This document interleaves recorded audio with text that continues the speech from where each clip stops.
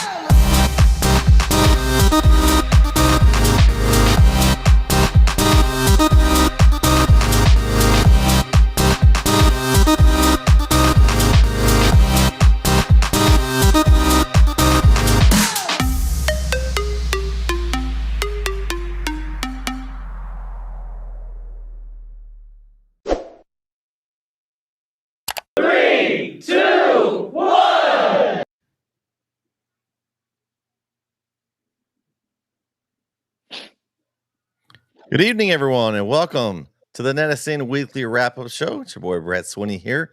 Alongside me tonight, we got KO Kyle Owens, Christian Blevins, and Mr. Corey Marshall. How's it going, fellas? Good. Good. It's good. I'm glad everybody's doing good. Y'all are so excited tonight. A lot of excitement there. And Kyle and I were talking off air. Games were like so long ago that we're talking about tonight. I mean, it just feels that way. I don't know if maybe it's because I did a game Thursday and then a game Friday. Maybe it just seems like it's so long ago. And you had a lot of Thursday games, and it's been almost a week since those have happened. So maybe that's why. But guys, I had 8-2 this week. How'd you guys do? I went 7-3. Not a bad week. Didn't guarantee it. I did guarantee a 10-0, and I didn't deliver that. So I got to improve this week. It's all right. I went 9-1. I dropped one game, 73. sadly. 9-1, huh? I haven't yet. You weren't on our leaderboard though, Christian. I wasn't on the leaderboard, huh? Yeah. No, you weren't 9-1. At least you didn't submit your picks that way. Okay, that's dumb. It happens to the best of us. I mean, we were in NAC, and I had my phone on the app, and I was about to submit them, and I thought I actually did submit them. So we had 7 people this week with 9-1. That was the best. Corey, you had a pretty good week. What'd you have? 7-3. Solid week. We had Aaron Chitwood, BC Bird, Bobby Oglesby, our man Brandon Ogden, Christopher Nate, Cody Coe, old Chapel Hill buddy of mine, Derek Del Rio, our buddy Derek. All those had 9-1 this week. So shout out to all our 9-1 winners this week. It was a tough one. Nobody went 10 out of 10 this week. That was a tough week. Our man Jason Shivers, guys, is still in the lead at 97 points. Jamar Washington is right behind him at 92. And some guy named Brett 20 sitting in third with 89. I don't know who that guy is. That's solid. That's solid. Where is he? Where's Kyle? He's down here. I 85. threw a Hail Mary and bailed on the last 2 weeks. You're tied with Jeremy. There's a guy ahead of you now, though. He's from DFW, and he's trying to overtake this whole show. I think this Diggs guy, and he's not going to he can't take over the show. That belongs to Shivers. That's true. If you're paying attention, I'm going 10-0 this week. Oh, okay. Corey, how can people find out? How can people find out how to get 10-0 this week? To see your picks. Well, you need to be watching. First of all, you need to watch the Beast from the East report before this show to know what picks we were doing, know what picks we have. So I'm picking all the games, all the upsets. I'm telling you.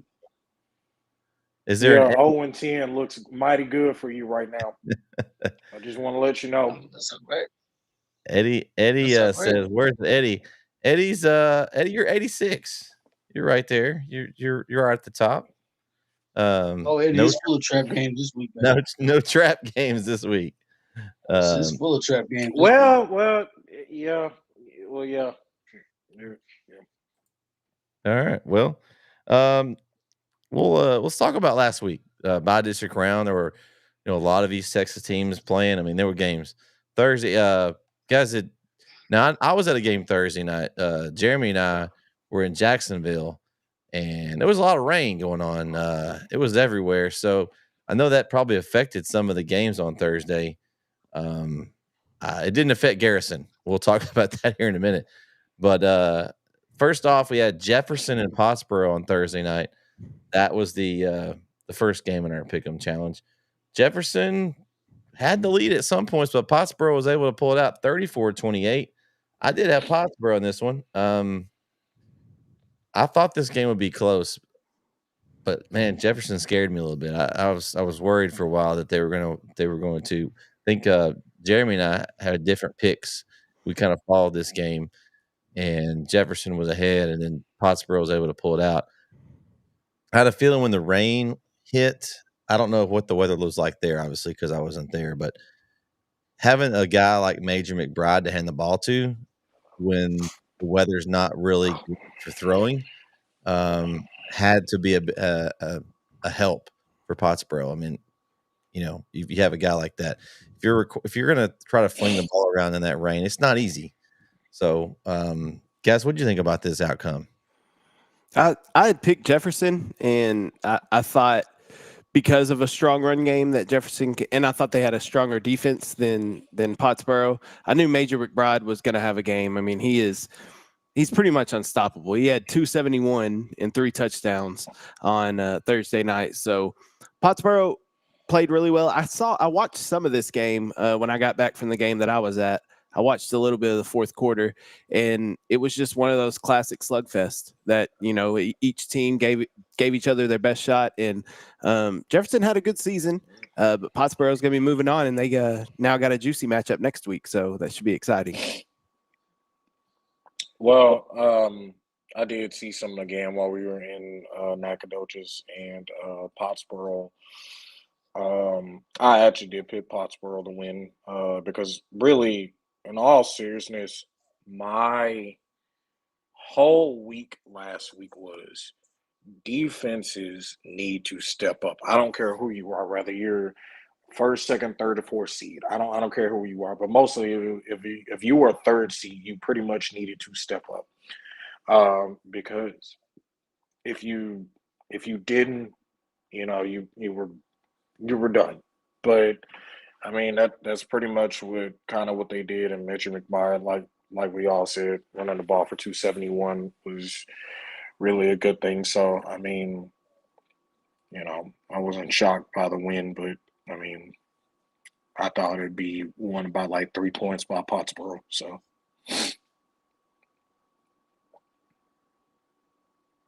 No comment.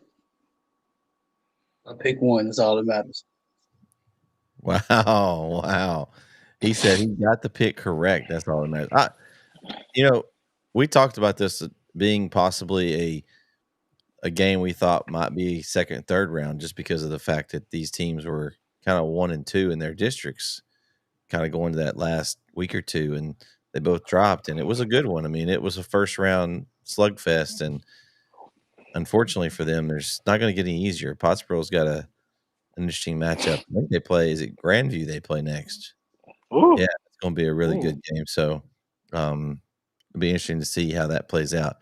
All right, game 2 was the game I was at Thursday night. Garrison and Jewett Leon.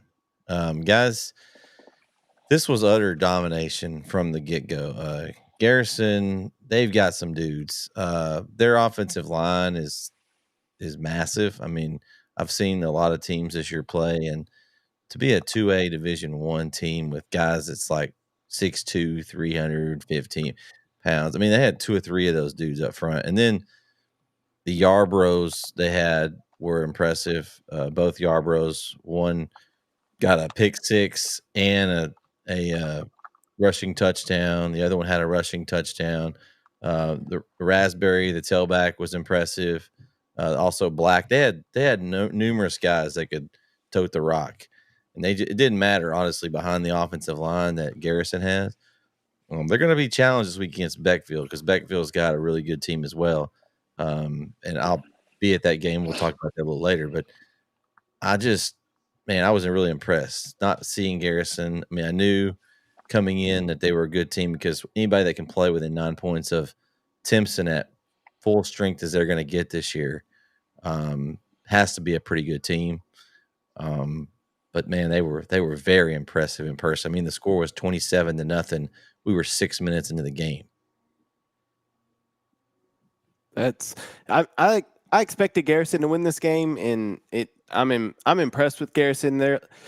We'll know more about Garrison after this week when they play Beckville. I think this was one of those classic, matchups in the first round that's just kind of unmatched. I mean, Leon's not going to beat Garrison on Leon's best day. Like, Garrison's just the better football team, and that's just how it is. So excited to see this Garrison Beckville game this upcoming week, though. It should be a really, really good one. And Aaron said he's going to be there. Who? Aaron Franks. Oh yeah, he'll be in Longview for that game. I will be there. Maybe I'll see Aaron. Just so you know, that is in Lobo Stadium, right? That is correct. Yeah. Okay. Yeah. So here's the thing with Garrison. I picked them to win 45-7. But I didn't see it. But I didn't know that they were up 27-0 with within 6 minutes of the game starting. That's just that I don't. Leon wasn't. I don't know how good they were, but I mean that was just not.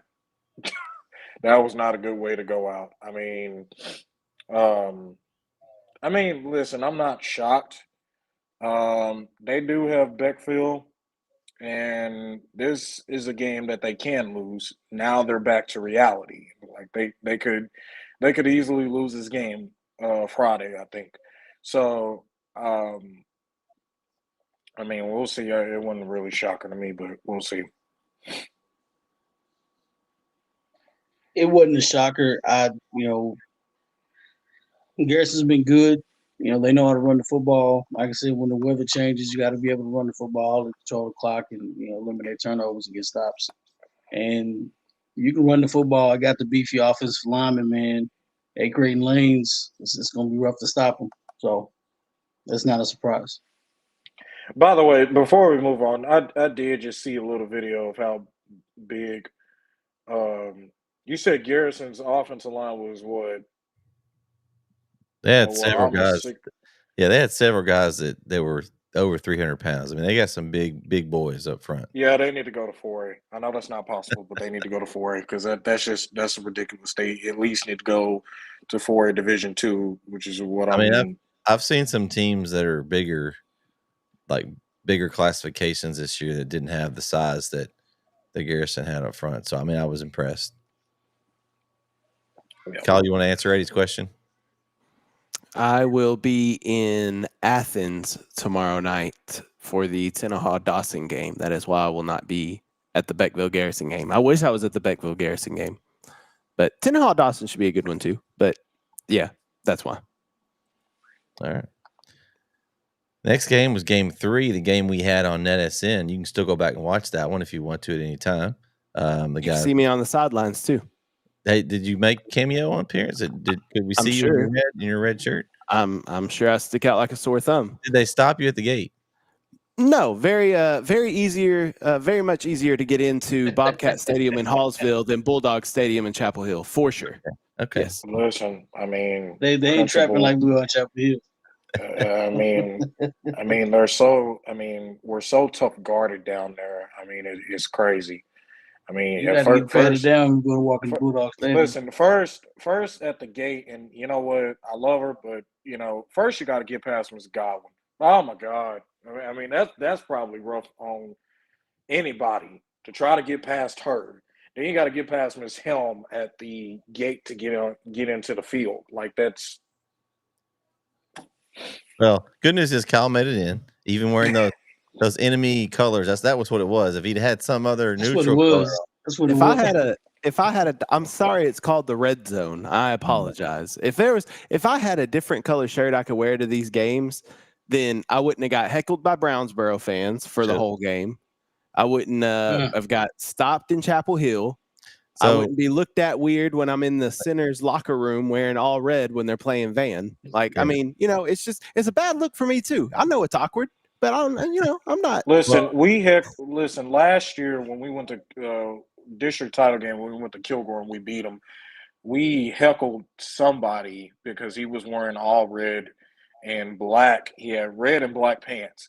And we were like, I know that this fool from Kilgore is not in here filming. And then when we walked past him, we realized, oh, it says red zone. Never mind. See? That's what I'm saying. Yeah. Yeah, well, next year, if you come back to Bulldog Stadium, just bring your NETSN lanyard as a backup. I will have press passes on top of press passes next time I come to Bulldog Stadium. Just wear black. I will make sure I follow all the credentials. Yeah, I'll zip up my jacket real tight too. I'll follow all the credentials. Listen, if they play Carthage next year at home, which is likely probably not to happen, knowing Carthage, they're probably going to want that in Carthage. I mean, if they play Carthage next year, I think we need literally everybody there, like literally. But like, don't wear red. Just please, God, no, do not wear red. Aaron makes a good point, though. I'll fit right in at a Carthage Bulldog game. So thank you, Aaron. I appreciate it. Hey, I'm sure I'll be there at some point. Hey, yeah, I'm sure next week, if there's a couple of teams that win this week, that might be where you'll be, Kyle. Very, very good chance. Probably. I hope so. Then I can see Aaron. Yeah, there you go. Yeah. So Kyle, you were there. I picked Gilmer in this game. I just thought they had too much for center. You were there. Give us your thoughts. You were right there in the mix. What did you see from both teams? Athleticism, speed, talent, everything you can hope for in a Texas high school football game. Gilmer, Will Henderson. Will Henderson is a dog. He is good. He is so fast. He was, if I'm correct, I believe he was part of the state championship relay team for Gilmer last year. Like, he is outstanding speed, but it wasn't just him. Like, there was Dervay Smith, a senior. He had 9 carries for 201 yards and 2 touchdowns, while Will Henderson had 206 and 4 touchdowns. Gilmer ran for 510 yards on center Friday night. Same thing that Van Swiss cheese defense. Same thing that Van did to beat center, and that's been the Achilles heel for center all year. And we know that they're explosive offensively. Imani Cross had a good game, and Caden Dixon had 30 carries, and he got into the end zone. Gilmer just had too much. Also, something I saw Friday night, never seen before, a 1-point safety. Oh yeah. A So I'll give you an 1 point interesting take on this. Okay. Okay. So if anybody that don't know, we have a coaches show with Coach Meeks as Center's part of our network. They're all their stuff, and they do a weekly coaches show. And I got to listen to some of it. So after the refs explained to him, he went over, and it's funny.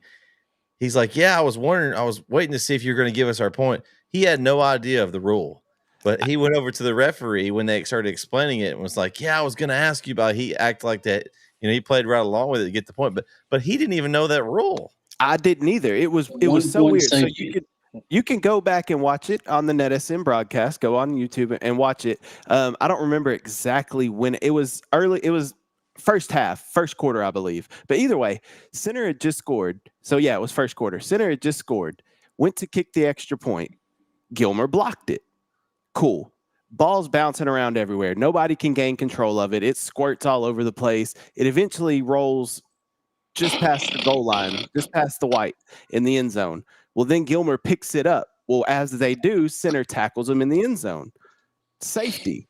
But since it was an extra point and not a 2-point conversion, it's 1 point safety, not a 2-point safety. So, and all that to essence, the PAT was good. PAT was good. Listen, Exactly. I'm not going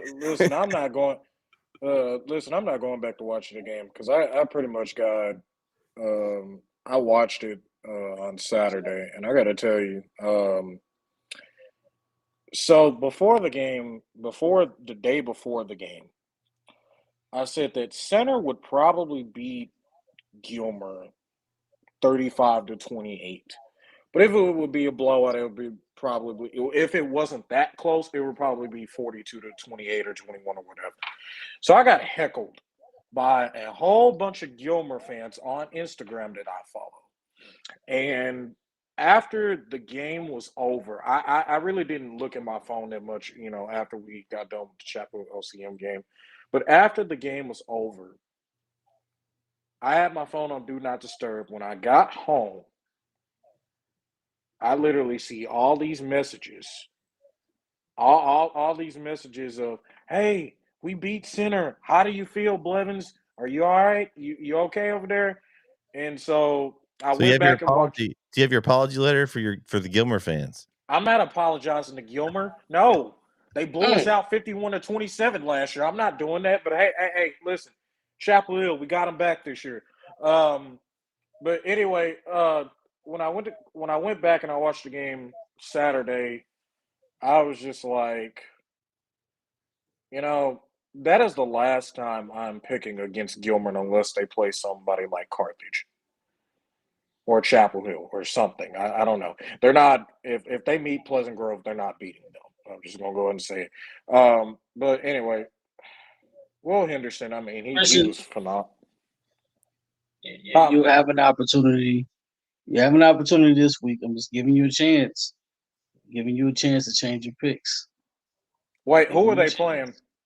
Who are they playing? You gonna owe a lot of people. Oh, gee, I'm trying to tell you, Lindell's gonna win that game. No. All right, but let me right now, please. Yeah. All right, let's get on with the show. We'll talk about that in a bit. Okay, all right, but I want to host.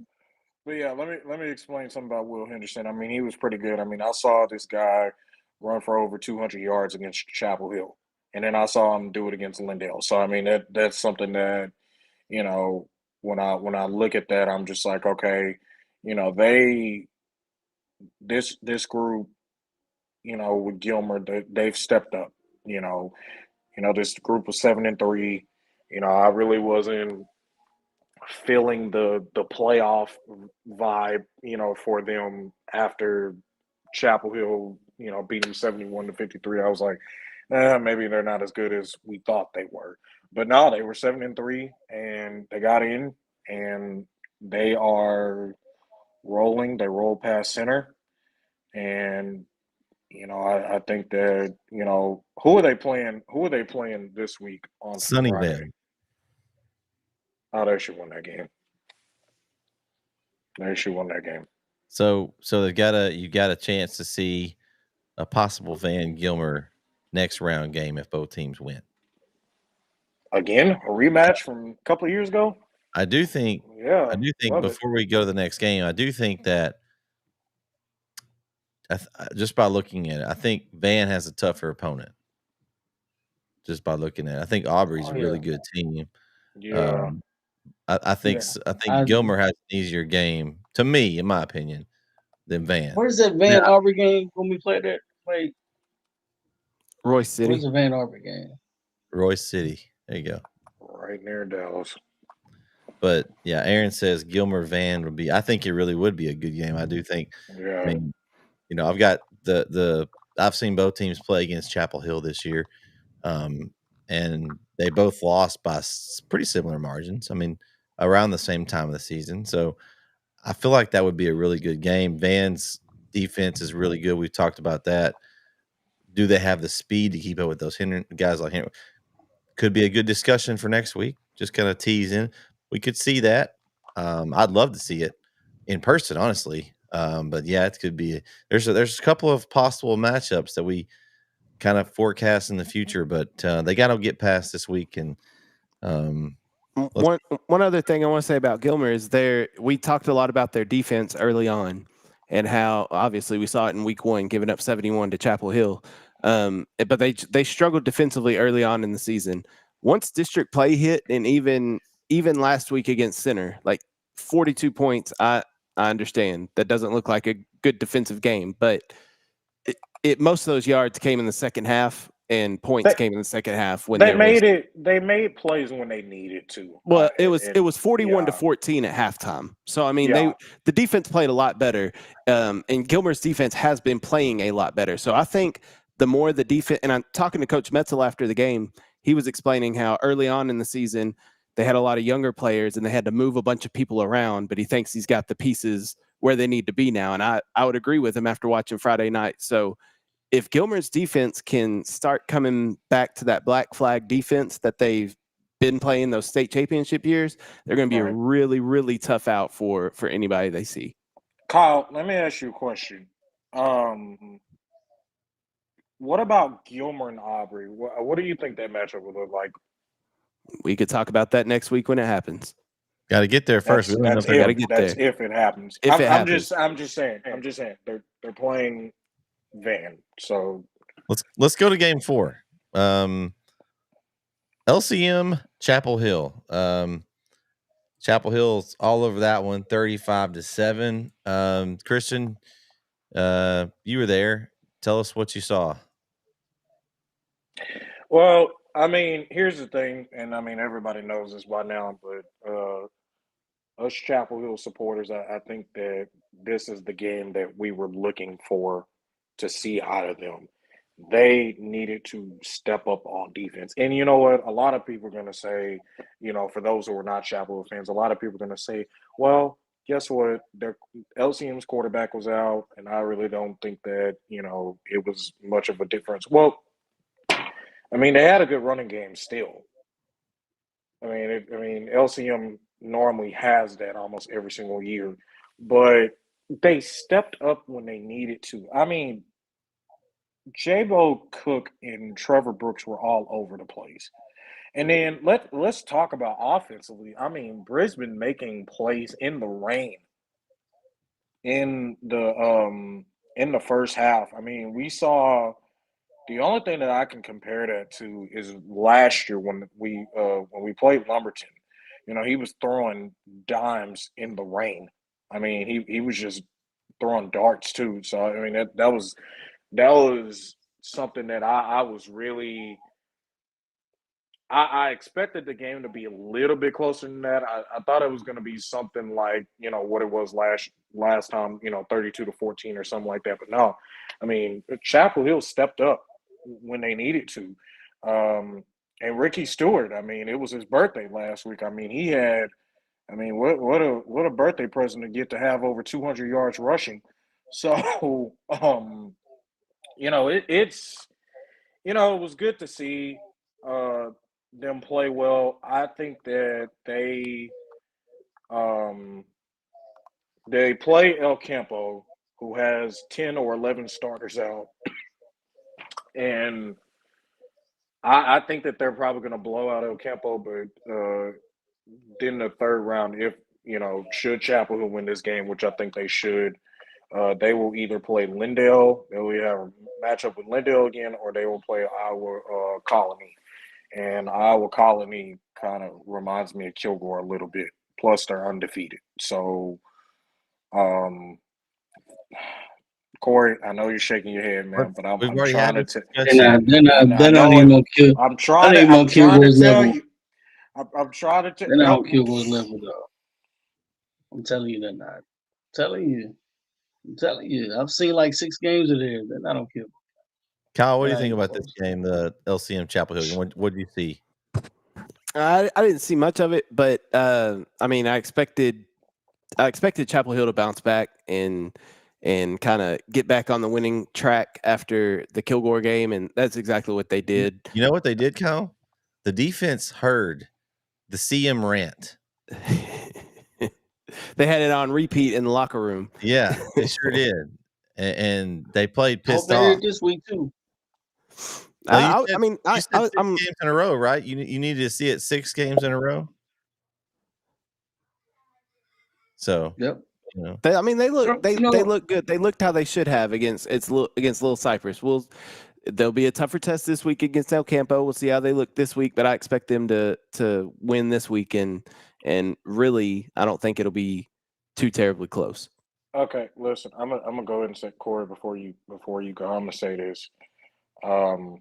For those who haven't seen what I've been saying during the week about this game, this game between them and El Campo is probably going to be close in the first half. And then after that, because I think they're going to succumb to not having any good, like, talented, because all 10 of those guys are out, they're going to succumb to that, and then it's probably going to be bad in the second half. I just think that if Ricky Stewart is probably going to have one heck of a game. I would not be shocked if he rushed for over 300 yards. Because I hate to say it, but El Camp, even like almost 9 or 10 years ago, even when they went to the state championship, and I think they lost to Stephenville, if I'm not mistaken, their defense hasn't been good. Even with Reuben Owens, the 4 years that they had him, they still haven't been good. So we've been used to seeing like say for example when they played Lindale a couple years ago in Baylor, I mean no defense at all whatsoever. I mean Sam Peterson threw I think 2 or 3 interceptions, but I mean as far as that, he threw for almost 500 yards. So I wouldn't be shocked if Chapel Hill blew El Campo out. But the other thing I wouldn't be shocked about is if this game was high scoring too. Right. I'm gonna say this. So Chapel Hill did what they needed to do against LCM. No disrespect to them. I'm not gonna disrespect anybody that's in the playoffs. You made it this far. You gotta look at the opponents eye to eye, regardless. Respect the opponent that's in front of you, and it's whatever. I don't care about giving up points. It's about stops. Chapel Hill stomped LCM. They shouldn't allow 7 points, but whatever. We'll take 7. El Campo, don't allow any points. Just hit them when they get off the bus. Don't take that. You know what I'm saying? If you're trying to make a statement in the playoffs, make a statement. So, it's another week. You're not 1-0. You're 0-1. This is a different week, different season. This is a brand new part of the season, the playoffs. So you're not 1-0. Got to be 1-0 every single week. It's 1-0 every single week. Start over. Doesn't matter what you did last week. Get better this week. That's the mindset that they have to take at this point. And it bodes well for them to be underdogs. I mean, you were number 1 for 4 or 5 weeks, and then all of a sudden you got 3rd place in district. That's cool. I mean, that would make a lot of people nervous in the districts below you that have to play that. Why would this team number 1 to say, oh well, okay, that's fine.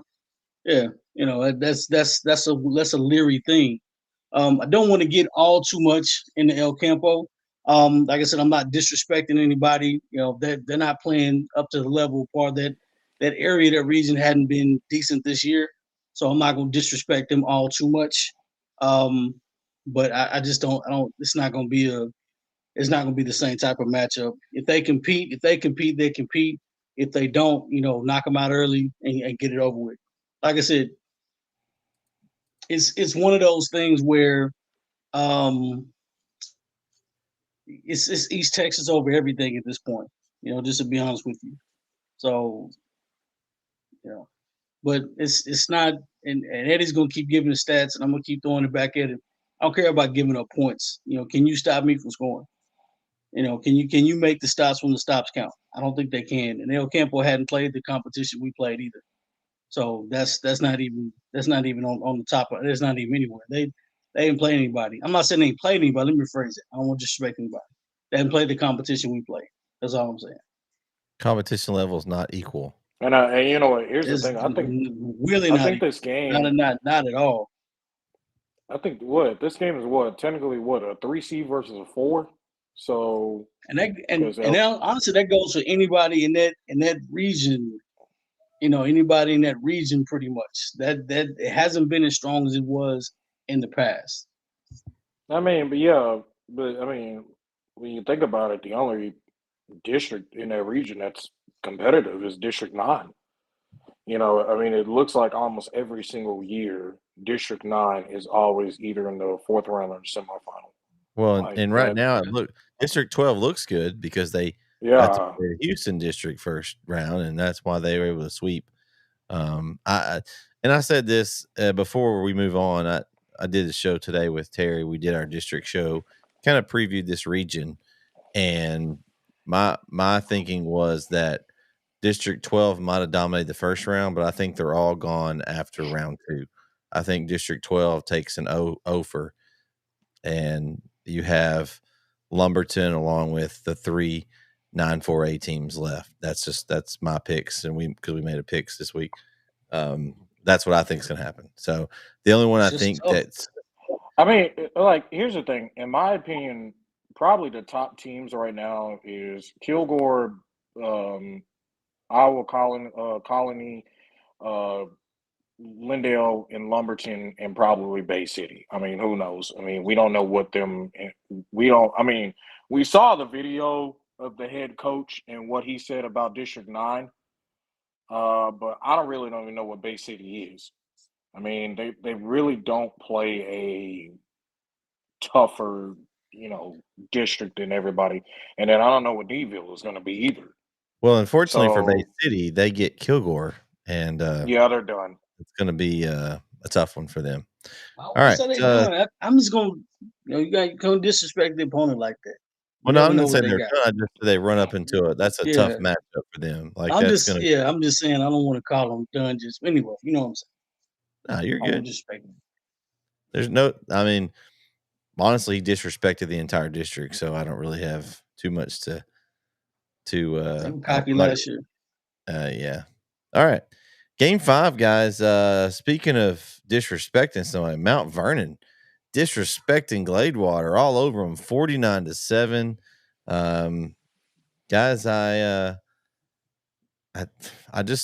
figured Mount Vernon would win this, but man, they just dominated. They've been really rolling lately. I'd be interested to see if Derek's still with us, if he has any comments on this game. But we kind of talked about Gladewater had been better as of late. They played a tough schedule. Would that tough schedule pay off for them? And Mount Vernon's youth is starting to roll and really click now, and they put up a big win in the first round over Gladewater. What do you guys think about this result? It was expected. Mount Vernon's a really good football team. Witherspoon had 237 yards on the ground with 4 touchdowns. Cord Johnson through the air, 229 yards passing and a touchdown. So pretty evenly matched offensively, pretty balanced offensively, I should say. 479 yards of total offense. The way we talked about Gladewater, tough opening start to the season with the non-district schedule they played, rattled off a couple of wins in district, but when you look back at the district, it wasn't a very strong district, but wow, Boone Morris, 29 tackles. I'll tell you, Boone Morris is a freaking dog on that Mount Vernon defense. He is all over the field. I've been fortunate enough to call a few of his games in the past couple of years, but yeah, it was quite the he is K-State. He's quite the linebacker. But anyway, or end, whatever. He's a great defensive player. He plays on both. Anyway, you don't want to run at him, is what you're telling me, Kyle. It doesn't matter if you run at him or not. He'll be around the ball. Doesn't matter. He's gonna find it. It doesn't matter. He but he they're does gonna like a they're gonna have one-on-one a challenge. tough test on Friday. But big win over Gladewater, kind of expected. But shout out to Gladewater making the postseason after the 0-6 start. They made the postseason, and congratulations. Congratulations, Mount Vernon. That's all I have to say. Oh yeah, MV. I didn't pick them. That was one of the losses. I picked that. I was going for Gladewater, but Mount Vernon they flexing right now, so I was wrong. Shout out to MV.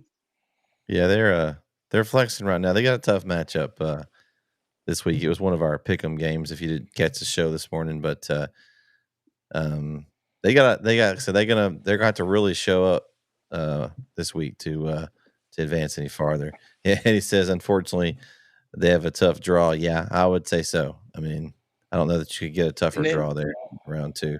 And it was no mistake yet. I did misread that quote. My bad. There you go. You heard it first. Corey apologizes to Eddie. You heard it first right here. Well, I thought I was wrong. All right. Game 6. Tatum and Commerce, as Tatum flexes their muscle as they bounce back from that week 11 loss to Atlanta and are all over Commerce 42-21.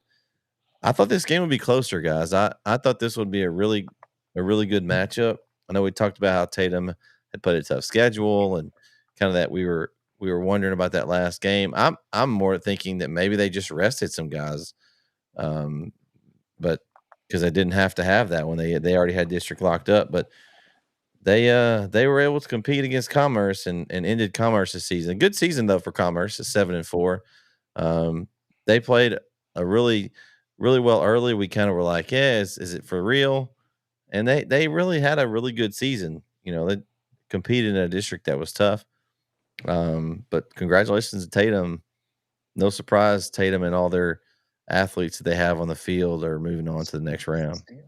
Well, and they played at Eagle Stadium in Lindale, so they were bound to win. So shout out Tatum. You and those Eagles. From one Eagle to another. From one Eagle to another. Well, I mean, here's the thing. I think that they had an impressive game. 42-21.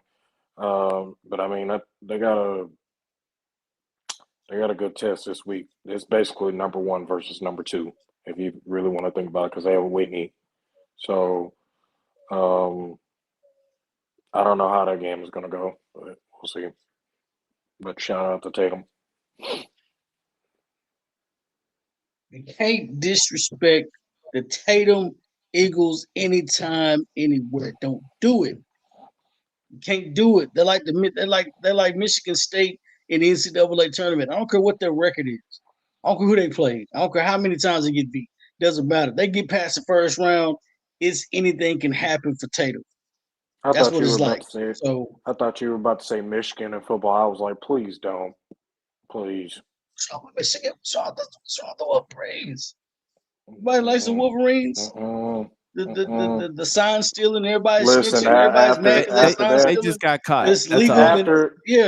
Everybody's mad because they're with. The only people that's pissed off is Ohio State because they're mad they got beat last year and they're crying about it. I'm like, well, here's the thing. Well, I mean, here's the thing. Hail to the victors, baby. That's Brook Hills. That's our school over there, Brook Hills fight song, man. That's why I get to hear that a lot. Got the coach up there crying. I'm like, what is that? Was what? He was emotional. Does Tatum still sign? My God. No, what I'm saying, they still sign. Every school still signs. That's about. I was about to say every school still signs. No. Yeah, if you're watching enough film or tape and you're paying attention, you're still in signs. I promise you. If you don't change your signs, then you just asking for someone to steal your signs. Like the Astros, I mean, they got caught and pretty easily. No, the Astros were wouldn't wanna cheating. say- They had a video camera. That's cheating. If you just watching the signs and picking up on it, that's fair game. But using an electronic device, that's cheating. And listen, What they should have done was just recorded the game just like everybody else does. They had a drone That's all I'm flying up in the air, and everybody thought it was from Fox, and it wasn't. That's what I'm saying. The New England Patriots cheated. Oh, here we go. Oh, come on, man. No, New England Patriots cheated. There's Which no one? defense whatsoever. Which one? It don't matter what Tom Brady. yeah. Tom Brady could have won no matter what they did. Yeah, I mean, it's that's not- what I mean. So watch this. So watch this, right? And this is gonna make this quick. So who's the coach that just got fired from the Raiders? What was his name? He was a Patriots Josh McDaniels. backup. Josh McDaniels. Josh McDaniel. Everywhere he went, he was accused of cheating, so to speak. He's always a part of some cheating scandal. He can't win if he can't cheat, right? Exactly. So that's why he's got 2 jobs. But Eric Bieniemy can't get a coaching job. Anyway. He's not meant to be. Josh McDaniels is not meant to be a head coach. Have you seen Josh his McDaniels record? sucked everywhere he's went. Josh McDaniels sucked everywhere. He got one victory He over only New has England when one he was in Kansas playoff City, game. and that's it. He has. Wait, no, he doesn't even have a playoff win. I'm sorry. I'm thinking when Tim Tebow threw a 75-yard touchdown to Thomas. But Eric when they Bieniemy, beat the Steelers. Eric Bieniemy, a 2-time Super Bowl champion. Or is it 2-time or 3-time? I can't remember. 2-time Super Bowl champion, offensive coordinator, can't get a head coaching job. Tell me the league ain't messed up. I won't talk about that. Let's keep going. All right. We'll go to game 7 here. Game I was at Friday night in Bullard as Brook Hill season came to an end as Arlington Grace Prep came to town and got the rematch, and they got revenge as they win 37-13, guys. And man, it was a tough night for Brook Hill. We had the quarterback Cam Ryle out with a concussion in the first. I guess he went out at halftime. I think the concussion actually happened in the first half. Didn't they hit him? Didn't they hit him in the chin? I don't even know when the play happened because it was the first half. He played with the concussion. I think they checked him at halftime, and they couldn't read his play. He couldn't read his play thing on his arm, play sheet. Yeah. And the starting tailback Braxton Durrett also out with a concussion, and then their backup tailback Carlos Offrey out concussion as well. So they were down to their 3rd string and 4th string tailback. 4th string back hadn't played really all year on varsity. They were down 10-0 at half. First play of the half because Vince was late. He had a flat tire. He was having a rough Friday. He made it right as we were about to start the second half. He ended up making it. As our man Aaron was our guest commentator, he actually filled in and did a great job. Shout out to my man Aaron Swink. But he first and he was having trouble with his mic. Vince couldn't get his mic to work. We're having a little trouble with it.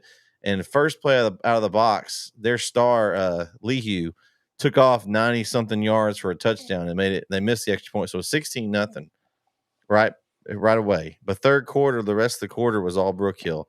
They had 2 touchdowns in the quarter. My nephew Tyler Vining caught his first varsity touchdown, so that was cool. I got to call that.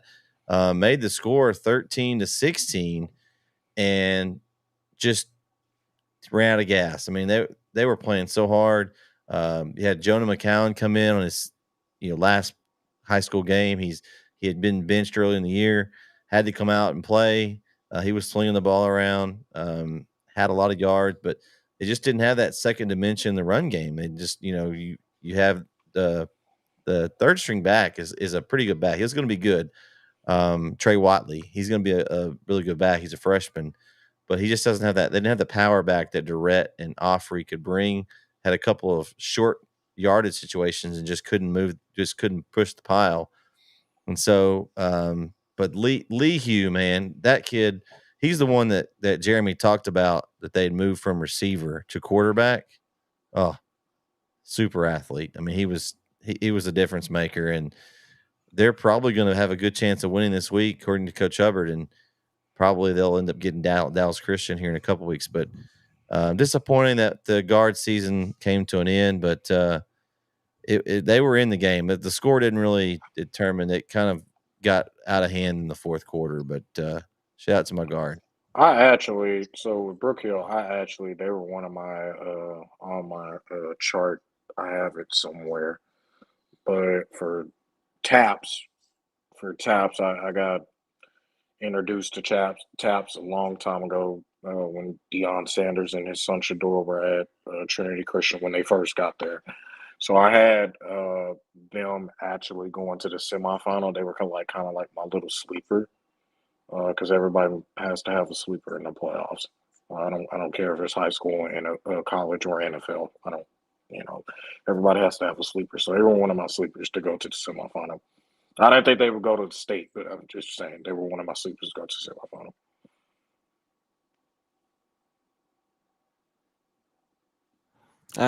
I mean, I didn't get to watch the game, but after how you described it, it was good fight by the guard. And for Coach Hubbard, he gets to focus on round ball now, and his Brook Hill guard ladies are off to. I think they're taking it out on the opponents too. Yeah, putting up some high numbers. Yeah, they're putting up some big numbers. So it's unfortunate that the season ended, but just as one season ends, another begins. So he has something else to focus his attention on now. That ad trap game written all over. Beat an opponent before. It is hard to beat an opponent twice in football. Basketball, not so much because you play so often. You know what I'm saying? So you may play an opponent 3 times in 1 year. You never know. Football, man, it's just so much you got to do to prepare. You change lineups, change this, change. It's all kind of stuff in football. So it's very difficult to beat an opponent twice in the same year. And that's exactly what they had. They had trap game written all over it. And those guys came in underdogs. And it's hard to convince a 16, 17-year-old kid that because you beat an opponent once before, that, that opponent's probably going to come out, different this time again. It's hard to convince those guys of that. You know what I'm saying? So naturally they're going to be confident and cocky. If you don't come out playing hard, you may get beat again. So I think they had just a little bit to it. And and I'm pretty sure the coaching staff was kind of leery about that as well going in. All it takes is just a slight bit of comfort, and then boom, there you go, and you lose it, and now you're down by 10 points, and now you're trying to make up from what that ground is. It's like, well, how come we can't beat these guys like we beat them before? That team's not the same. It's like I always say before, it doesn't matter what you've done, in week 1 or week 2. It matters how you've gotten better in week, 13. So that week 13 team is different than that week 2 team. So it's big. It's a big difference. So, but shout out to Brook Hill on a great season, and hope they can rebound. Yeah, Brook Hill will be moving up classifications. They've already realigned and taps, and that's been finalized. And so it's going to be an interesting schedule for Brook Hill. They've got 3 teams from Austin will be in their district next year. Yeah, yeah, and a couple of teams from Dallas, and they'll be back that's crazy. In the same district with crosstown rival Grace Community. So that'll be a really good game. They've been playing it, but now it'll be for a district game. There's 7 teams in the district now, so they'll have a little bit bigger district schedule. This year they only had 3 district games. That's like the Big Ten schedule. You got we got a game in Wisconsin, and next week we got a game in Southern California. Yeah, I've already informed the coach that I'm going to need a travel budget if I'm going to follow the guard next year. I may need a, not just travel. I might need a travel and a stay budget. I might be having to stay the night. You need a travel sponsor. Yeah, hey, right. Expedia or somebody Hertz or somebody. Motel 6, they'll be light on for you. Man, how about the Hyatt or the Regency or something a little nicer? Ain't nothing wrong with Motel 6. Wow. There ain't nothing wrong, but ain't nothing wrong with Motel 6 with a free Hyatt or Regency. I don't know what you guys are talking about, but guess what? There is something wrong with the Motel 6. Nah, man. Nah. Listen, okay. Once you get a certain age, the Motel 6 is like, nah. Listen, we're not. This isn't spring break. We're not staying in Motel 6. I understand. It's in college spring break. In a pinch, it'll do in a pinch. If there ain't nothing else around, hey, you know what? You got a Motel 6. It's not the worst option. I'm gonna give y'all a quick story and I'll move on. Okay. So I used to be over the AYSA basketball program in ARP. I was the president of the basketball league, and so we had a team that advanced to the national tournament. It was out West Texas. I can't even remember where it was. I think Levelland. I don't know. It was way far off. So I drove all the way out there by myself to attend because they were one of my teams. I wanted to go support them. I got there and there was not a room available in the whole city. So I drove back 20 minutes and found a spot. It looked like one of those rooms that you see on CSI or NCIS that there's a murder scene or whatever. It's one of those 1-story out the room you just open up that you can maybe rent by the hour for certain activities. But it was I didn't even get under the covers, man. I mean, I literally slept on top. It was like, and I'm not really a germaphobe, but the shower was gross. I probably stunk, but I didn't care. I wasn't getting in that shower, man. I think some kind of fungus or something. So in all essence, it doesn't, sometimes it's worth paying a little extra to not have to worry about that kind of thing. Christian, you'll learn this. It's Motel 6 is okay, but listen, pay an extra $50 in some place I know has been cleaned and it's been disinfected. And listen, I'll go to a small Holiday Inn than going to a freaking Motel 6 because I've already been to a Motel 6 before and it's horrible. Listen, not all of them are built the same though. It's the location that it's in. 6 is built the same. Okay, well here's the thing, it's not. So I actually stayed in one in Longview. That was the only time I went, and it was bad. Well, there you go. There you go. Okay, so and then don't stay in La Quinta in Mesquite. By the way, it's La Quintas are all right too. It usually is. It normally is. There were stains on a lot of places that shouldn't have been stains on stuff. But listen, here's the thing. I'm not gonna.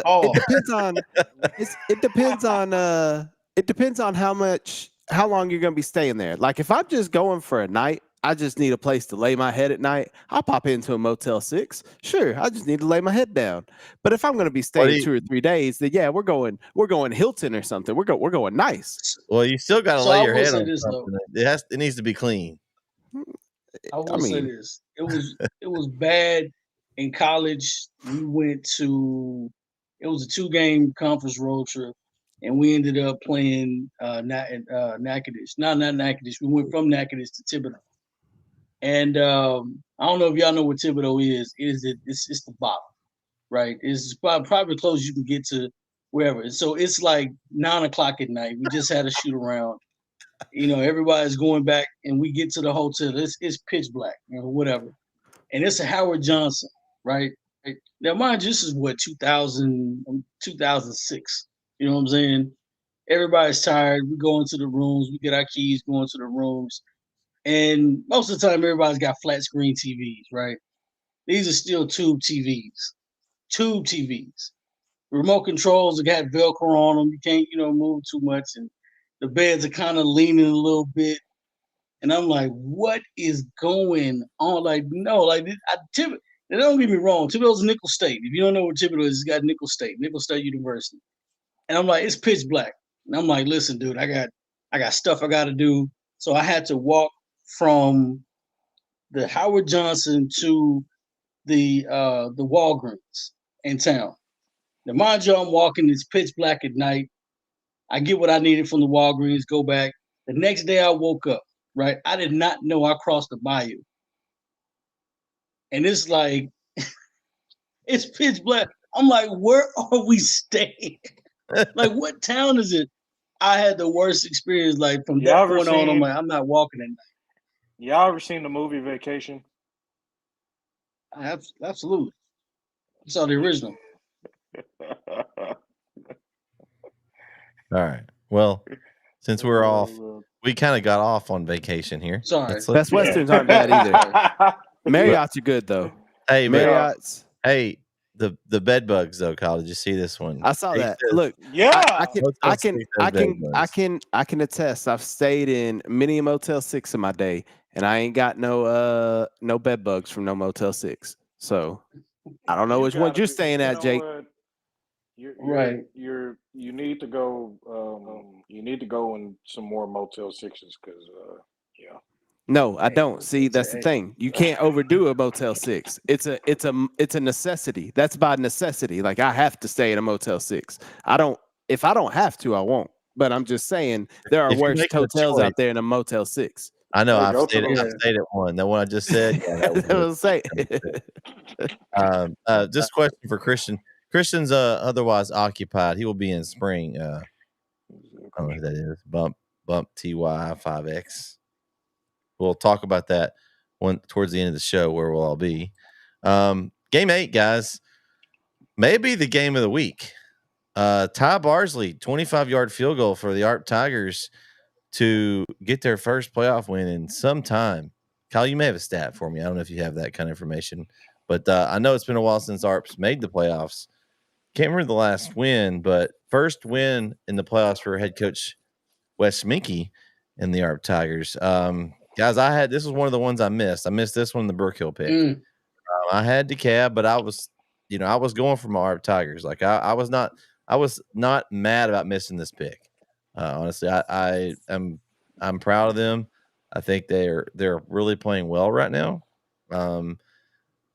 I actually get to see them play. We'll talk about that here after a while, but this was a good game, good win for Coach Minke and the Tigers. I mean, we all kind of talked about, we thought DeKalb was a little bit better, but it'd be a good game. And was it a good game? Overtime win. I mean, you can't beat that in the playoffs. A walk-off field goal to win. I mean, that's something those kids will never forget. That's a big win too. And the fear you have in these games is when you have a big walk-off win like that is a letdown coming into the next game. You don't want to, I mean, it's so hard to get that same energy that you had at the end of that DeKalb game going into the Harmony game. Now I know Coach Minke will get them right, get their mind right, and have them focused for the game. But that's just something you always fear. Like, yes, it's cool to remember the Minnesota Miracle when Stephon Diggs, the next week they went out in Philly and laid an egg. So you just kind of worry about getting those walk-off wins like that, about the next week there being a letdown. But with it being the playoffs and it's Texas high school football, I don't think we'll necessarily see that because these kids will be ready to make a name on Friday night. First off, please don't bring up that game because that one was a heartbreaker for me, and I'm not even a Saints fan. Well, I mean, I'm just be honest with you. I mean, listen, I had the Saints going to Super Bowl. I wanted to see them and the Patriots, and I wanted to see Brady and Breeze play, but that didn't happen. Because you know who won that Super Bowl? You know who that won that Super Bowl? The Eagles. Oh, okay. I couldn't remember. I just wanted to know if anybody else knew. Got you. That's how you know I'm sure you didn't remember. I'm sure. Philly special. Who wasn't in the Super Bowl? We're gonna run a Philly special on the 1 yard line. That's just awesome. You know, it worked, didn't it? It worked. He got himself a statue because of it. And you know what? Nick Foles, they fired everybody 2 years later. Hey, man. Yeah, and Nick Foles threw for 505 yards, and Brady threw for 543. So I mean, we got to stop at the end when we needed it, though. Shout out Brandon Graham. We got to stop when we needed it. Anyway, sorry. Continue. Yeah. So I actually, if the picks would have went through for me, I actually would have been 8-2 because I picked DeKalb to win, and they didn't. They disappointed me, and now I'm upset, and that's kind of where I'm at with it. I just, I didn't even know. I thought that ARP won. Sorry, I thought that DeKalb won, but I didn't think that that happened. So, yeah. Congratulations, ARP. ARP, don't go get some Tigers. You ain't gotta sound so down about it, Christian. With the dub, baby. Listen, I love Coach Schmeek, but you know what? Nope. It's like he lost his cat or something. I don't know what he. Schmeek dog with the dub, baby. You know what it is. He bleed blue and gold. That's what's happening. Schmeek dog with the dub. I'm robbing Schmeek dog this week too. All day, every day. Let's go. Wait a minute. Man, I got to see Art play Grand Saline, and man, they've got some weapons. Zane Bork, we all saw the great play he made against Grand Saline. Frank Smith, the 4-year starter at quarterback. And they've got a combo of running backs. Of course, Smith kind of their mainstay. He carries the ball a lot as well. So, I mean, you look at some of the numbers they've got. They've got a lot of guys carrying the ball. I mean, you've got Bergens has come back from injury. He's missed some games and he's back. He's averaging 6.1 yards a carry. The quarterback Smith's averaging 8.2. Yarbrough 6.2. Reed 6.7. Got a lot of guys averaging a lot of yards per carry. When you average in that much per carry, the season they're averaging 7 yards a carry on the ground. That's a pretty good stat. I mean, if you're able to produce 7 yards every time you run the ball, that's pretty good. So I think it's gonna be tough though, man. I'm not picking Arp this week. They got Harmony. I'm not doing it. I'm sorry, Coach Meek. I'm not doing it.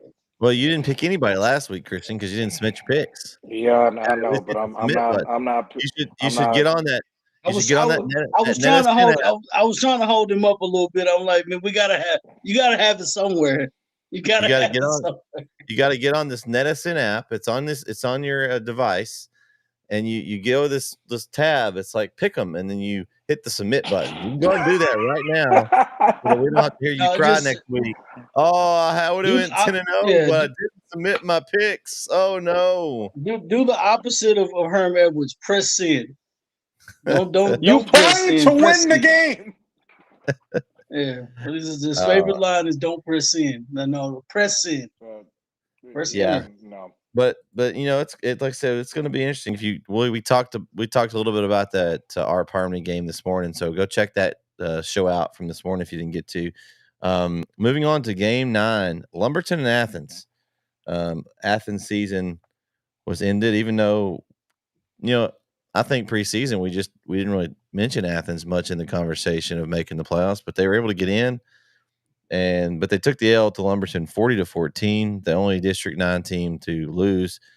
But they lost to a good Lumberton team, a team that's got their quarterback back and healthy. They played kind of, I guess, a little sluggish early without him.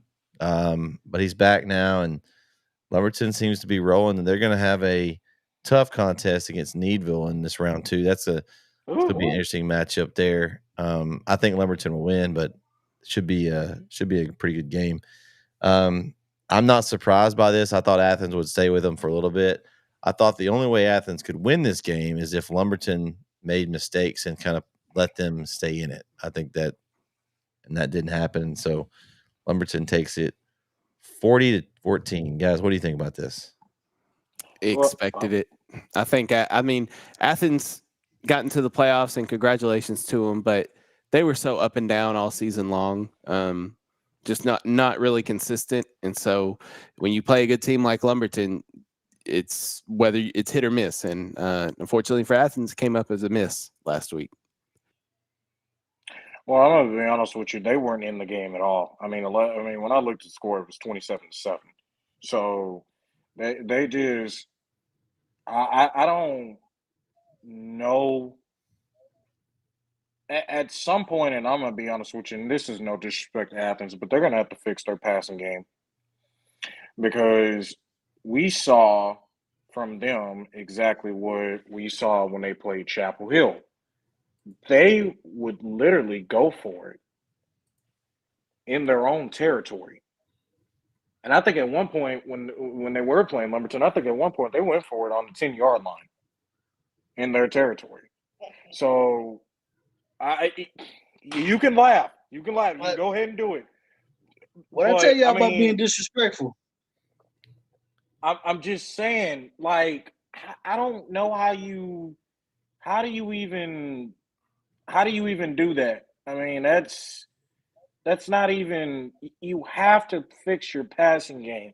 You got to tell your receivers, hey, if we're gonna run like 10-yard out routes, run them deep.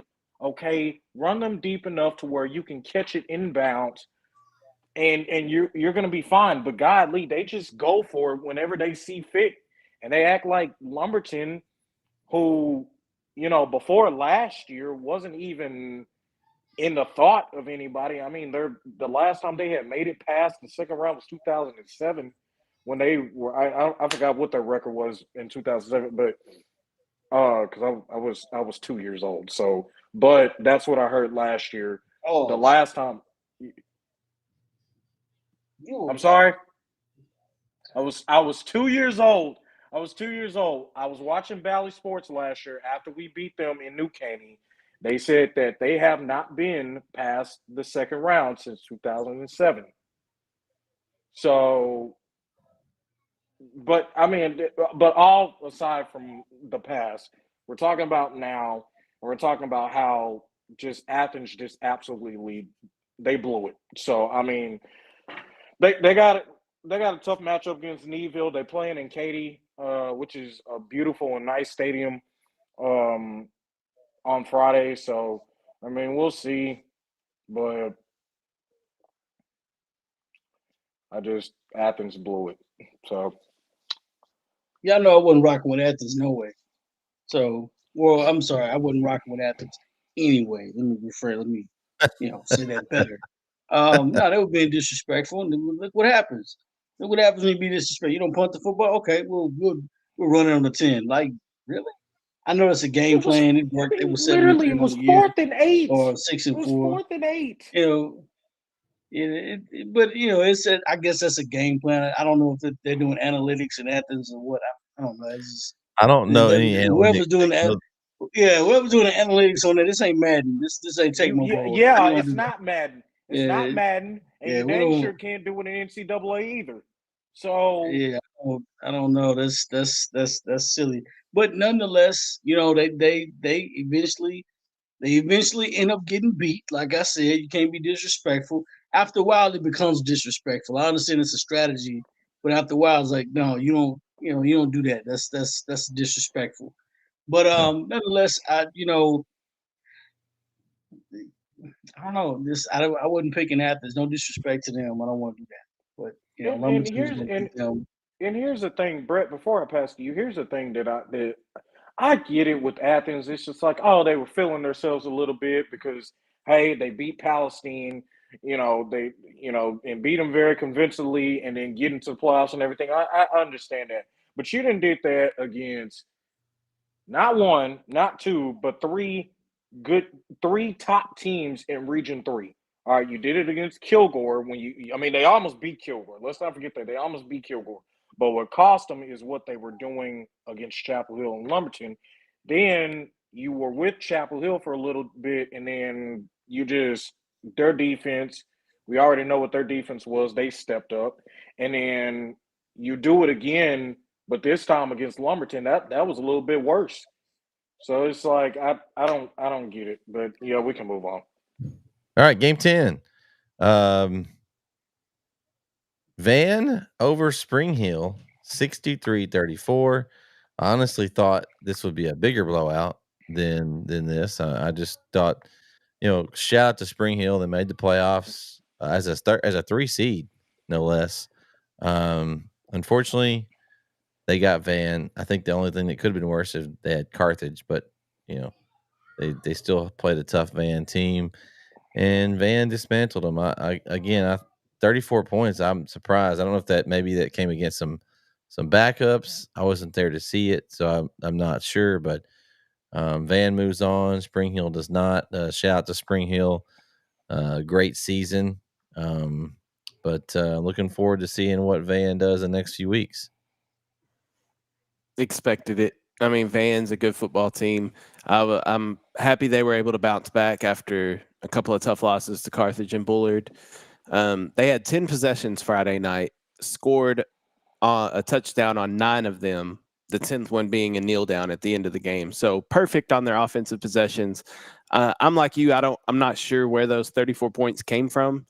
I'm not sure if it happened, during the first half or in the second half, but either way, Van got a big win, and they will have to play some good football Friday night to beat Aubrey.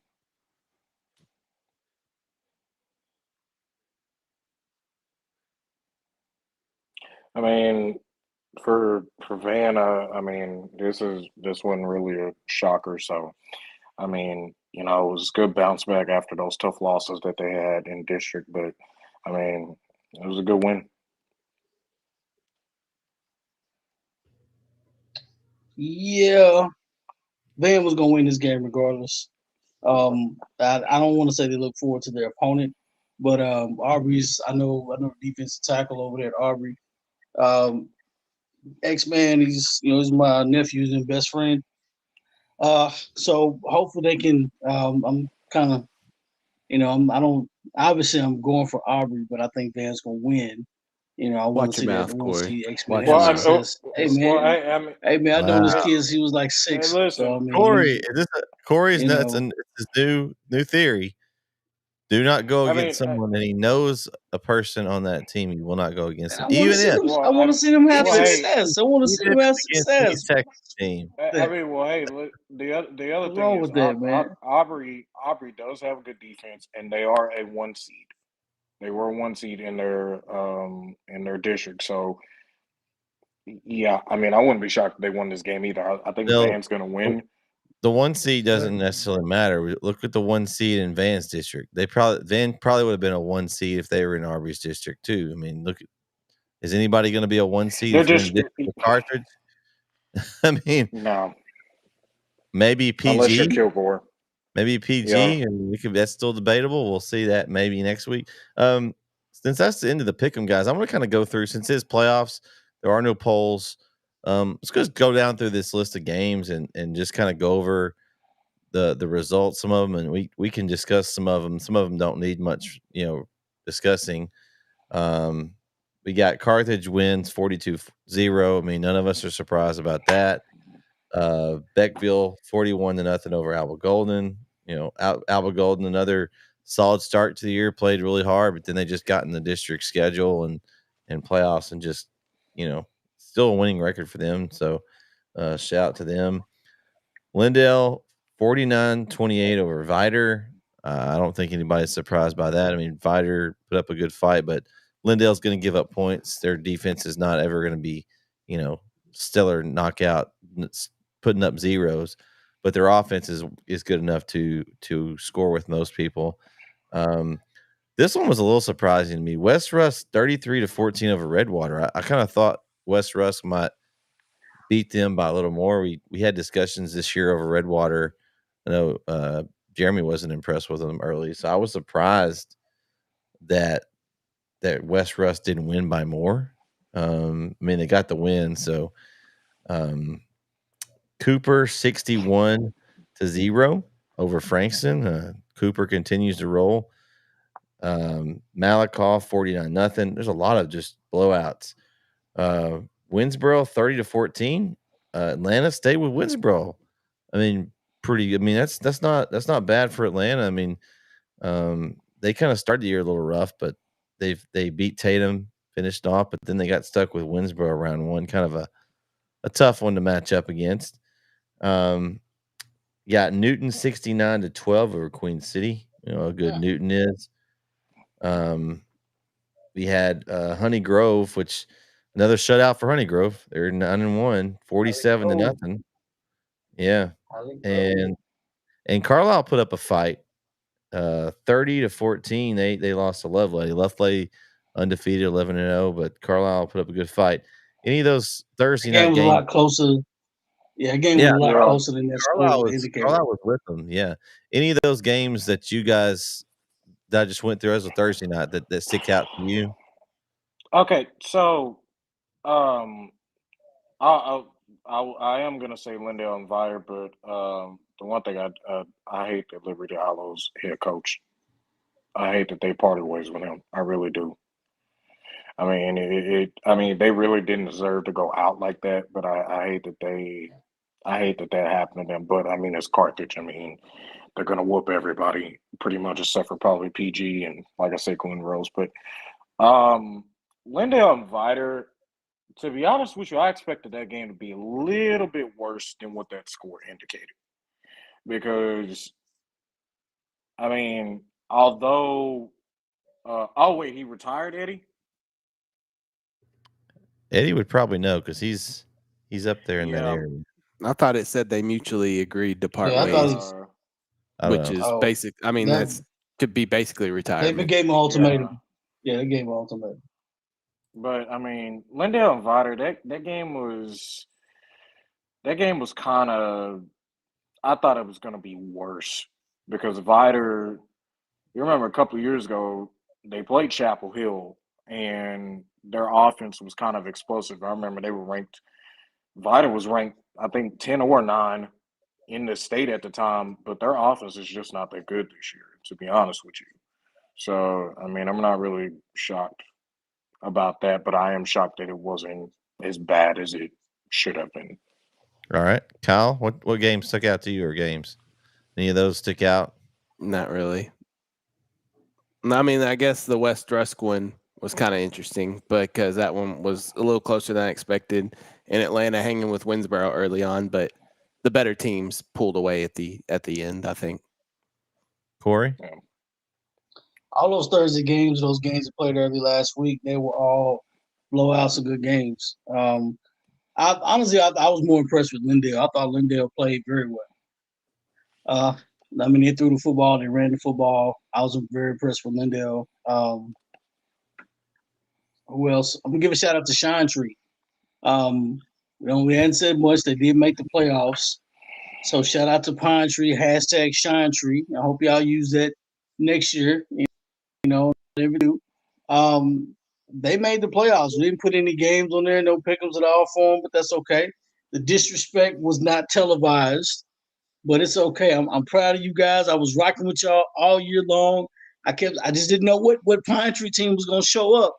But you made it, you gutted it out, you got it through.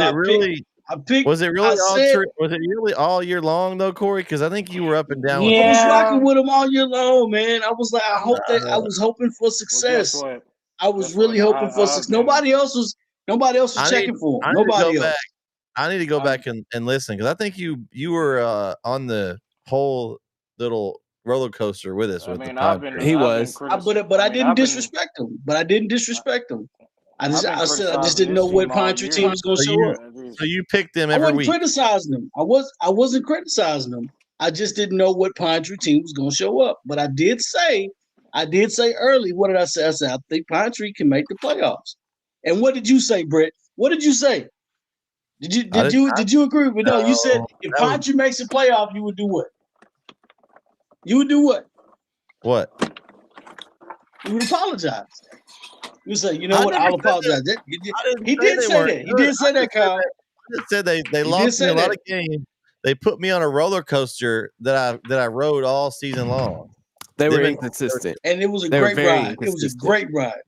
It was very inconsistent. It was a great ride. But you know what? It was a not good ride for my pick'ems. My pick'ems did not do well on this roller coaster, Corey.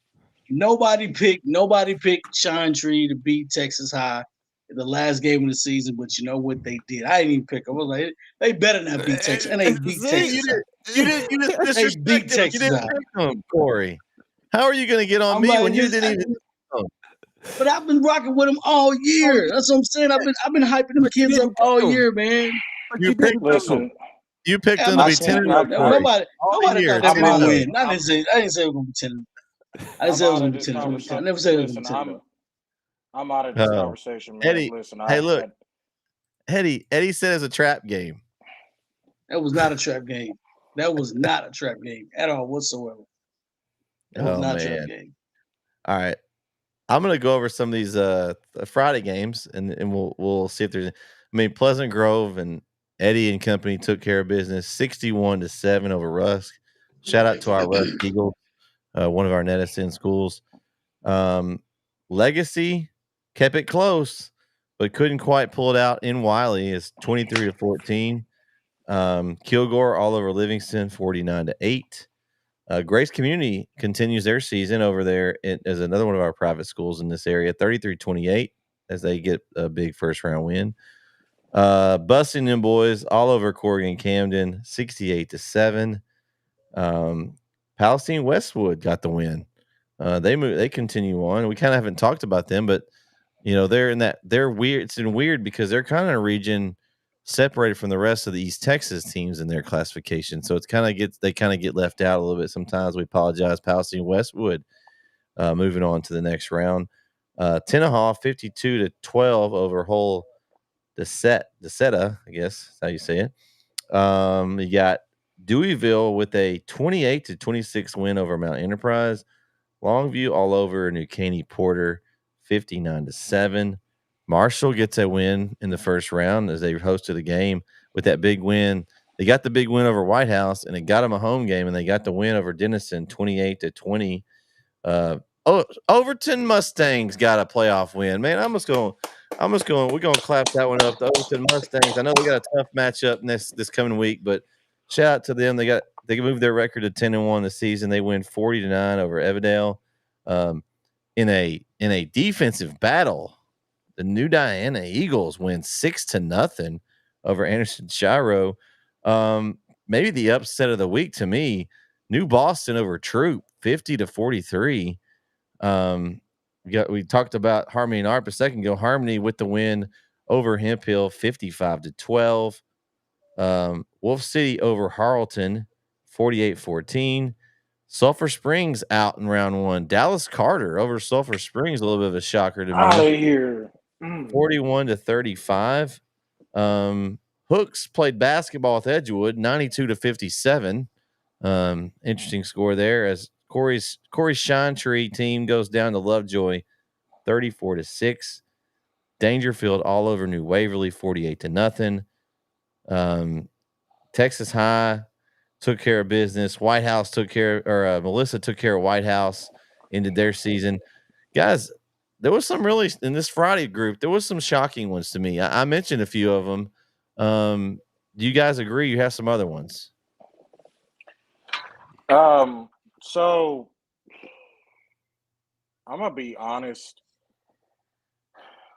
Longview and New Caney Porter, I thought that game was gonna be close.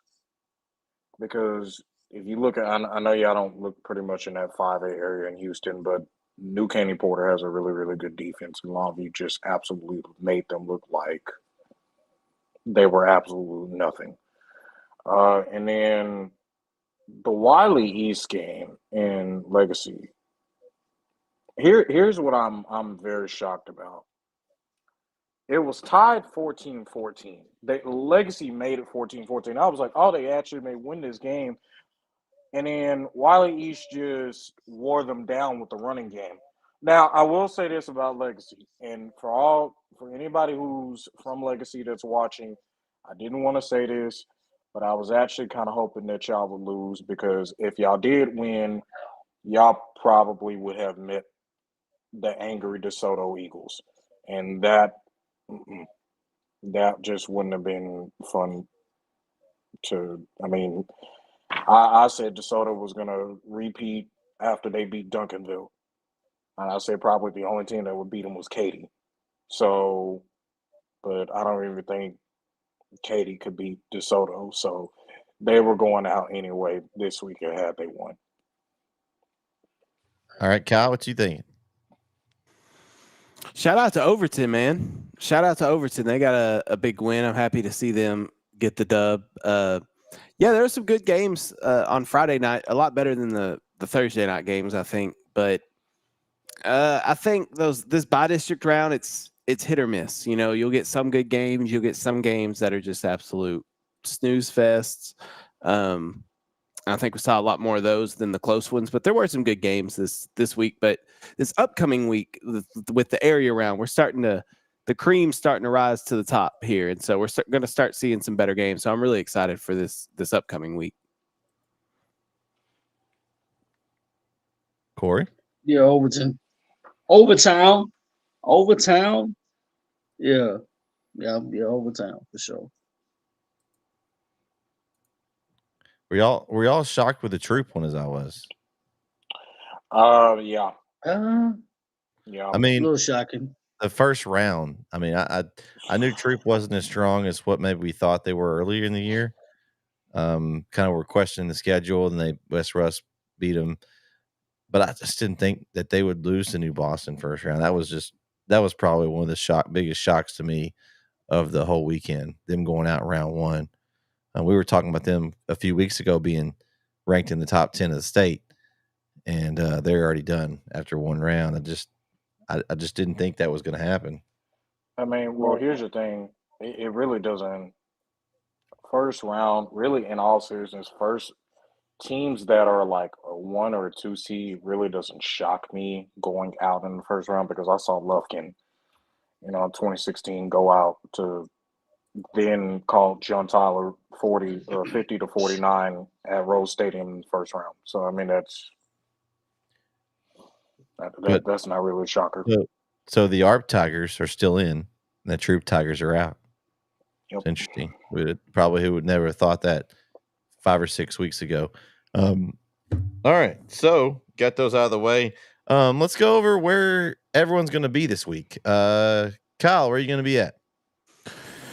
Tomorrow night, I'll be in Athens at Bruce Field for the Tenaha and Dawson matchup.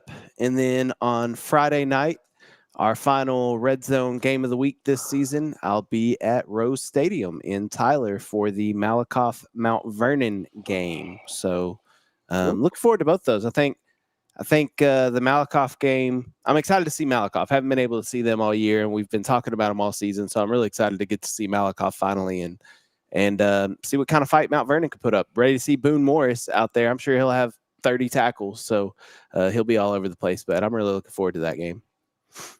Christian, where are you going to be this week? So I am going to be in Spring, Texas. That is the suburbs of Houston, Texas. And we will be, me, Keith Whitman, and Claire Puckett will be calling that game between Chapel Hill and El Campo. That should be a good game, at least for a little bit, and, taken to the woodshed type of moment.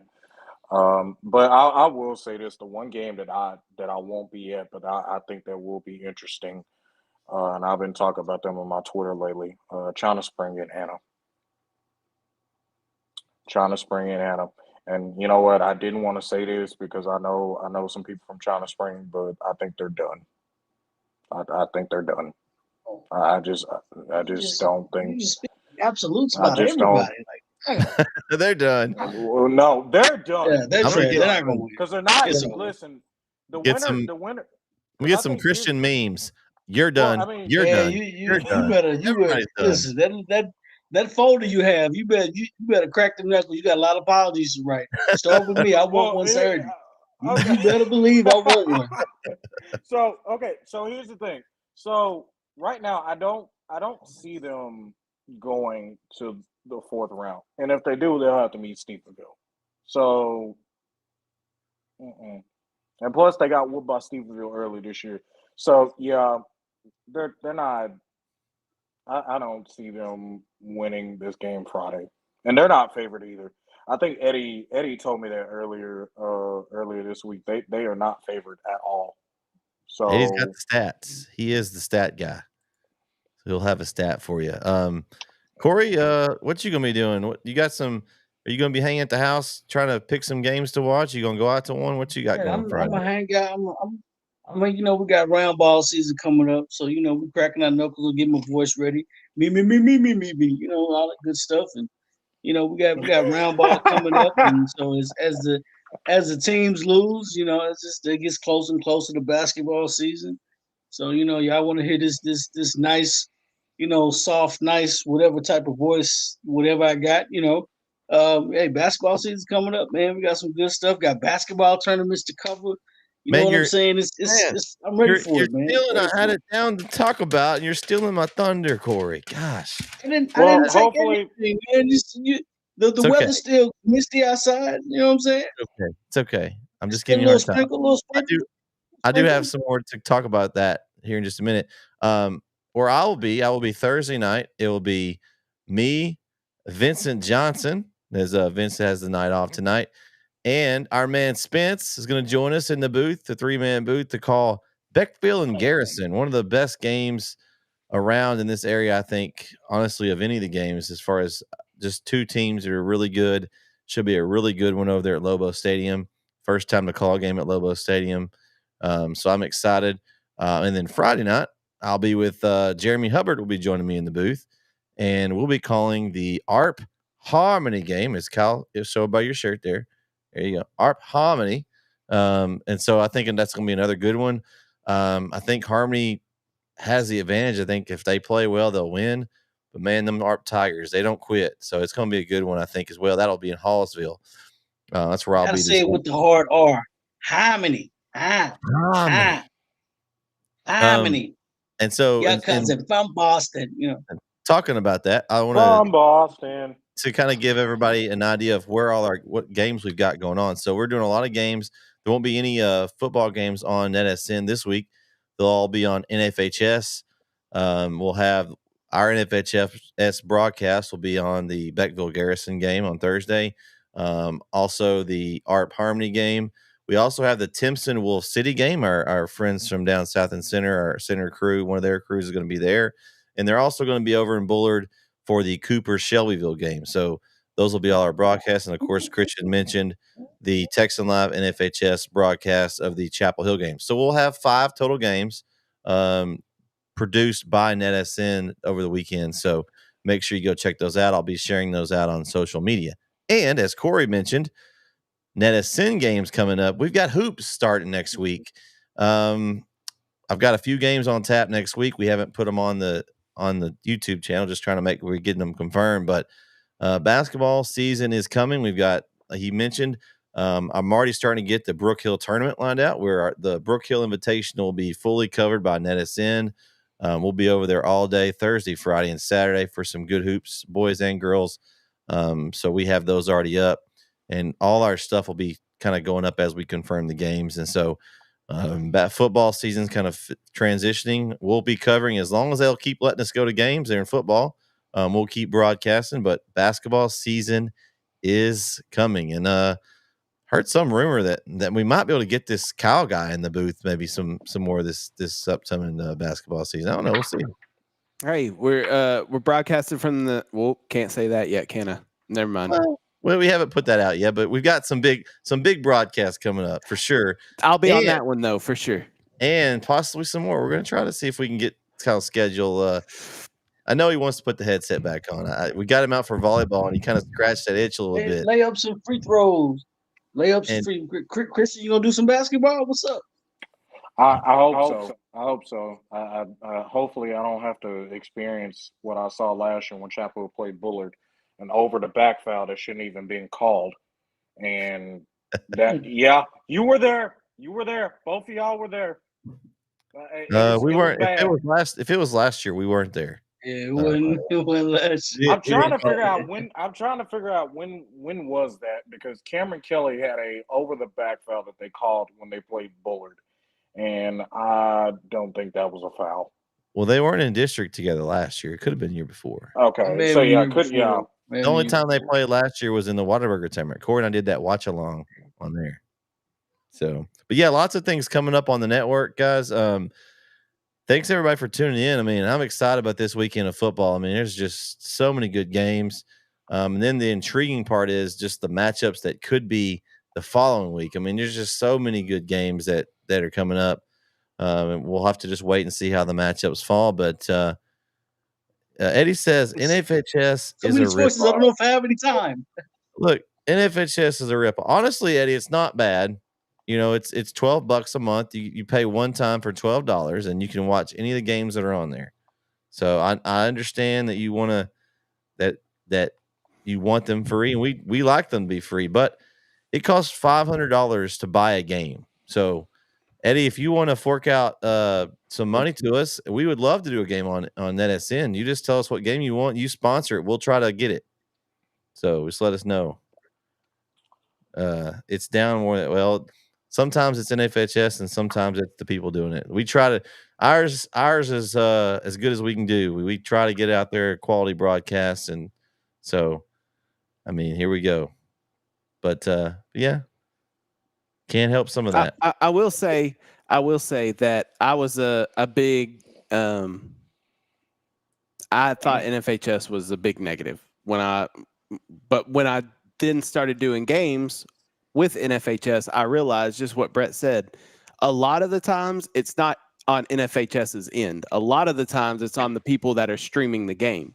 Mhm. So yes, I understand the frustration with NFHS. I totally get it. But Texan Live will have those same problems because if you notice, a lot of Texan Live feeds are NFHS feeds. It'll have it at the very bottom and the bottom left. So they get a lot of the same feeds. So it's not always on NFHS. Now, I'm not saying NFHS is perfect. Nothing's perfect. We have tech issues. It's technology in general. So, but for me personally, just experiencing it, because we broadcasted a game, or we didn't do it, but I know there was a different broadcast crew for the regional tournament in Prosper, and on Friday it worked well for one game, and then it didn't work well for the next game, and then the next day same thing happened. So like it's not always NFHS's problem. Sometimes it's whoever's streaming the game's problem. So that's all I wanted to just clarify that. It's not always on NFHS. And there's no perfect broadcast team, Eddie. I know you guys Texas Arcana Game Day, they do a good job, but I mean, sometimes you just can't help it. I know they had an issue this year where they went to a stadium and they couldn't do a broadcast. Sometimes that happens. It just does. So we love to do games, and so we're going to provide all the best coverage that we can. I just want everyone to know that it's out there. If you don't, you can watch it if you choose to watch it. I think it's a good deal, honestly. $12, you can watch any game you want that's out there. There's a lot of them.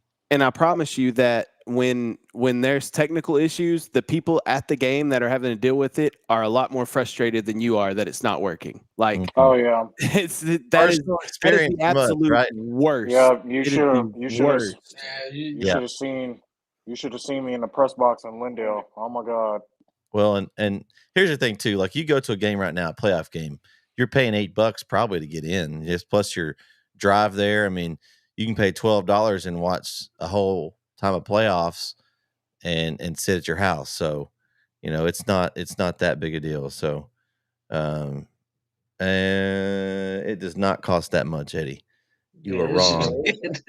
You are wrong there. It may be a season. It might be a season. You might know a lot of things that is not the correct amount. So I know that as being the owner of NETSN, and we bought a game last week for the Gilmer Center game, and it was not that amount. So wherever you got your facts, they're wrong there. But needless to say, we're going to be covering some games this weekend. We appreciate everybody for tuning in tonight. We missed our man Vincent Johnson, but you want to catch him, he'll be on the call tomorrow night with me over in Longview. So with that, for K.O. Collins, for Christian Blevins, Corey Marshall, we'll catch you next week. We'll wrap up some games right here again, 8:30 p.m. Wednesday night, the weekly wrap-up show. Good night, everybody.